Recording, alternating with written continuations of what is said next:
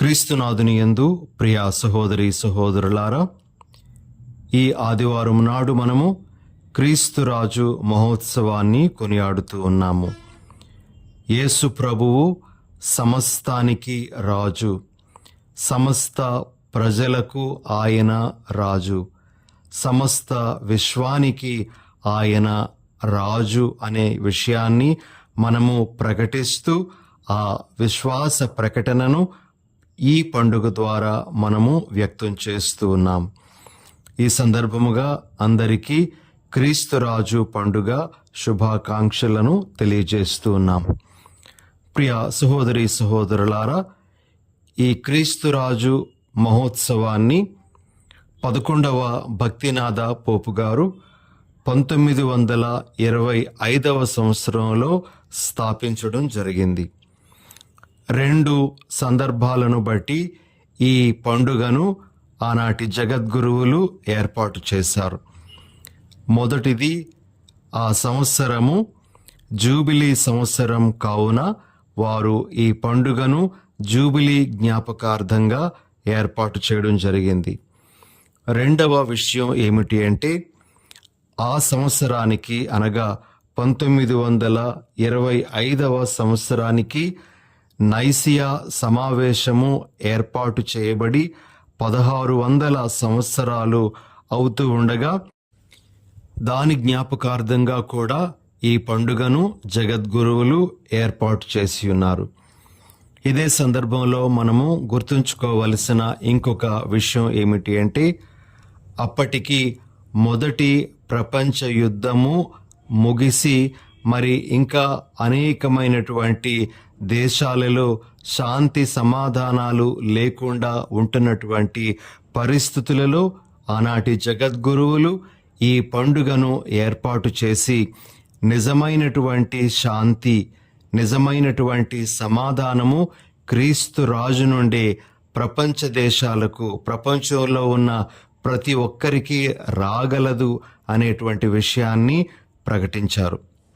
అందుకే ఈ పండుగను మరి ఏర్పాటు చేయడం అనేటువంటిది జరిగింది. ప్రియ సహోదరి సహోదరులారా, అయితే మన దైవార్చన సంవత్సరంలోని ఆఖరి ఆదివారానికి ఈ పండుగను మార్చడం ద్వారా ఒక సంకేతాత్మకమైనటువంటి విషయాన్ని మన శ్రీ సభ మనకు తెలియజేస్తుంది. అదేమిటి అంటే, మనము నెరవేర్చేటువంటి దైవార్చనలన్నీ, మనం కొనియాడే పండుగలన్నీ, మనం కొనియాడేటువంటి పునీతుల జీవితాలు అన్నీ యేసు ప్రభువునందు, క్రీస్తు రాజునందు తమ గమ్యం చేరుతూ ఉన్నాయి అని. అన్నింటి గమ్యము క్రీస్తు రాజే, కల్మినేషన్ అని మనం చెప్తాము. వాటన్నింటి గమ్యము క్రీస్తే, క్రీస్తు కొరకే ఇవన్నీ అనేటువంటి విషయాన్ని తెలియజేయడానికి కూడా మరి ఈ పండుగను దైవార్చన సంవత్సరంలోని ఆఖరి ఆదివారానికి మార్చడం ద్వారా మన శ్రీ సభ మనకు ఈ విషయాలను తెలియజేస్తుంది. మరి ఈ సందర్భంలో ఒక చిన్న సంఘటనను మనం జ్ఞాపకం చేసుకుందాం.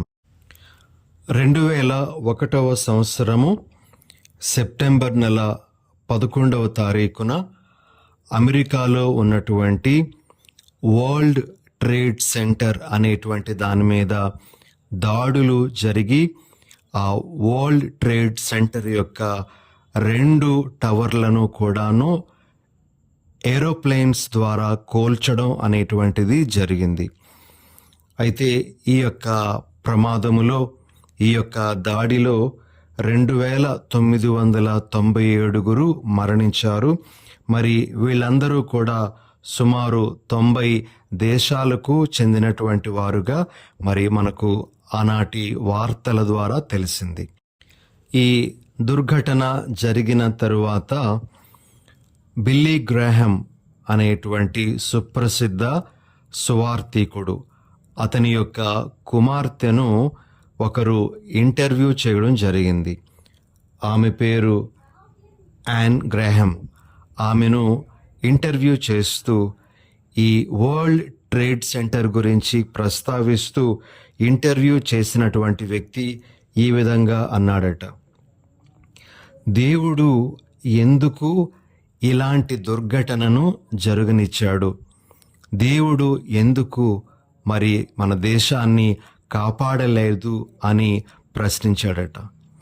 అందుకు యాన్ గ్రాహం ఈ విధంగా తన యొక్క సమాధానాన్ని ఇచ్చింది. దేవుడు ఈ దుర్ఘటన జరిగినందుకు చాలా బాధపడే ఉంటాడు. అయితే ఒకటి మనము గమనించాల్సినటువంటిది ఏమిటి అంటే, కొన్ని సంవత్సరాలుగా మనం మన ప్రభువుని మన స్కూళ్ళ నుంచి బయటకు నెట్టివేస్తూ ఉన్నాం. స్కూల్లో ఆయన యొక్క బోధనలు వినిపించకూడదు, ఆయన యొక్క స్వరూపాలు ఉండకూడదు అని చెప్పి మనము ప్రభువుని బయట పెట్టేశాము. అదేవిధంగా మన యొక్క ప్రభుత్వాలలో ఆయన యొక్క జోక్యం ఉండకూడదు అని మన ప్రభుత్వాల నుంచి ఆయనను బయటకు గెంటివేశాం. మన యొక్క జీవితాల నుండి కూడా ఆ ప్రభువుని మనము బయటకు గెంటివేశాం. మరి మనము కాదనుకున్నటువంటి ఆ ప్రభువును, మనము బయటకు పొమ్మన్నటువంటి ఆ ప్రభువును మనం కాపాడమని ఎలా తిరిగి అడగగలము అని ఆమె సమాధానం ఇచ్చిందట. అవును ప్రియమైన సహోదరి సహోదరులారా, ప్రభువును మన సర్వస్వంగా భావించి మనము ఆ ప్రభువునకు మన సర్వము మీద అధికారాన్ని ఇచ్చినప్పుడు తప్పనిసరిగా ఆయన మన మంచికి అన్నింటినీ కూడాను సమకూరుస్తాడు అనే విషయాన్ని మనము గ్రహించాలి. ప్రభువునకు మన మీద సమస్త అధికారాన్ని ఆయన మన రాజు, మన ప్రభువు అనేటువంటి విధంగా ఇవ్వాల్సినటువంటి అవసరం ఎంతైనా ఉంది అని ఈ రోజున, ఈ పండుగ నాడు మనము జ్ఞాపకం చేసుకుందాం. అయితే ఈరోజు మనం ఆలకించిన సువార్త పఠనంలోని కొన్ని విషయాలను మనము ఈరోజు ధ్యానించడానికి ప్రయత్నం చేద్దాం. ఈ ఆదివారం నాడు మనం ధ్యానించడానికి ఇవ్వబడిన సువార్త పఠనము లూకా సువార్త 23వ అధ్యాయము 35 నుండి 43 వరకు ఉన్న వచనాల నుండి గ్రహింపబడింది. మరి ఇందులో ఉండేటువంటి విషయాలను 2 భాగాలుగా విడదీసి మీకు వివరించడానికి ప్రయత్నం చేస్తాం.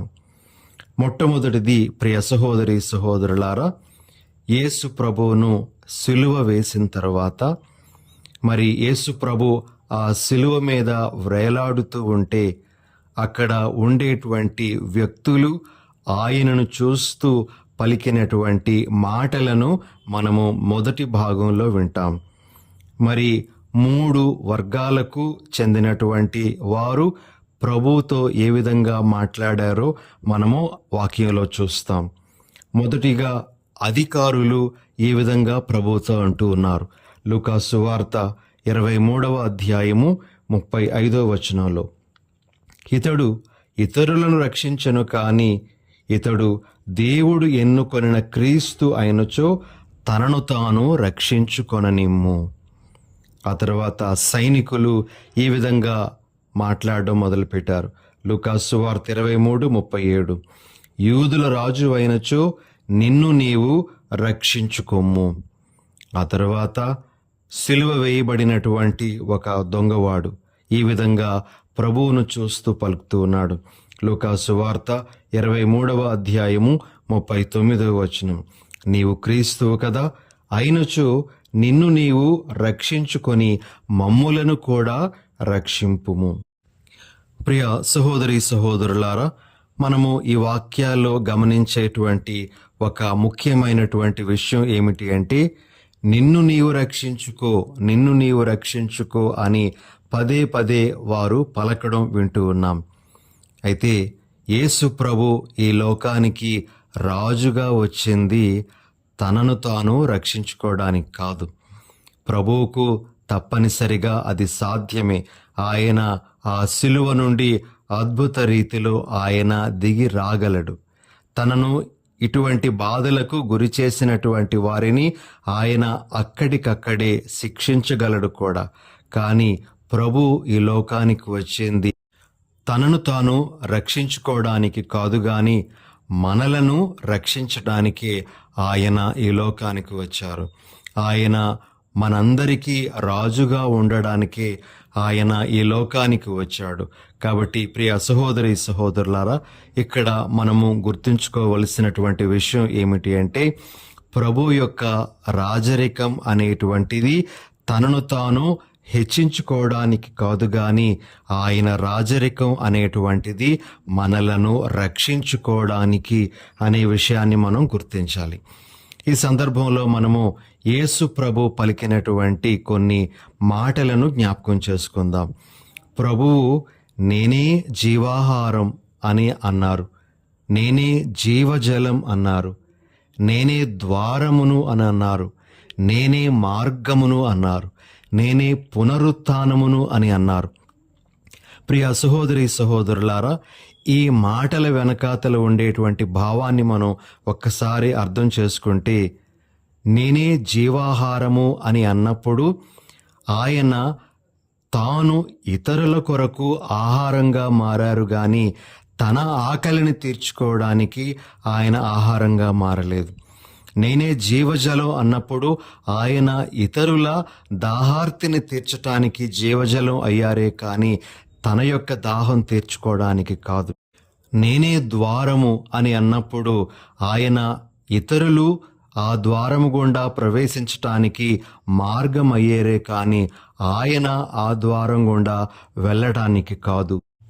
ఆయన నేనే జీవము పునరుత్థానము అని అన్నప్పుడు ఆయన జీవాన్ని పొందడానికి కాదు గాని మనకు జీవమునివ్వడానికి, మనకు పునరుత్థాన భాగ్యమునివ్వడానికి ఆయన ఆ విధంగా మన యొక్క జీవంగా మారారు.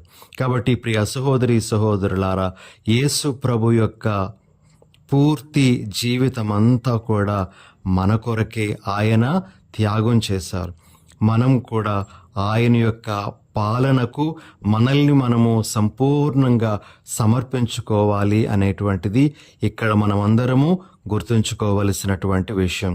మన జీవితంలో ప్రతి అంశము కూడా యేసు ప్రభు యొక్క పాలనకు రావాలి.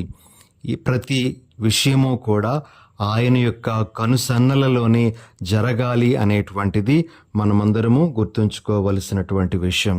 ఇదే సందర్భంలో మనం గుర్తుంచుకోవలసినటువంటిది ఏమిటి అంటే, యేసు ప్రభు కేవలము మన భౌతిక జీవితానికే రాజు కాదు, మన ఆధ్యాత్మిక జీవితానికి కూడా ఆయన అధిపతి అనే విషయాన్ని మనం గుర్తిస్తూ మనము ఆ ప్రభువుని మన రాజుగా ఎల్లప్పుడూ గౌరవించాలి అనేటువంటిది ఈరోజు ప్రభు మనకు నేర్పిస్తున్నటువంటి విషయం.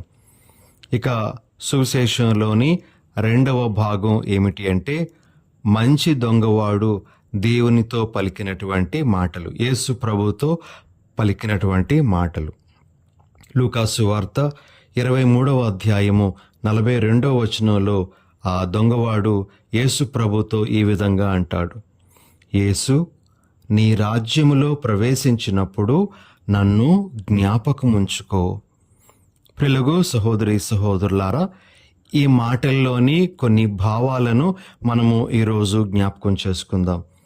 మొట్టమొదటి భావం ఏమిటి అంటే, ఆ మంచి దొంగ యేసును ఆ నిస్సహాయ స్థితిలో చూసి కూడా ఆయనకు రాజ్యం ఉంది అని, ఆయన రాజు అని తన విశ్వాసాన్ని ప్రకటించాడు. సాధారణంగా ప్రియ సహోదరి సహోదరులారా, అలాంటి సందర్భంలో ఇంకొక వ్యక్తి మీద విశ్వాసాన్ని పెట్టడం అనేటువంటిది అంత సులభమైనటువంటి విషయం కాదు. కానీ ఆ పరిస్థితులలో కూడా యేసు ప్రభువు మీద తన నమ్మకాన్ని అతడు ప్రకటించాడు.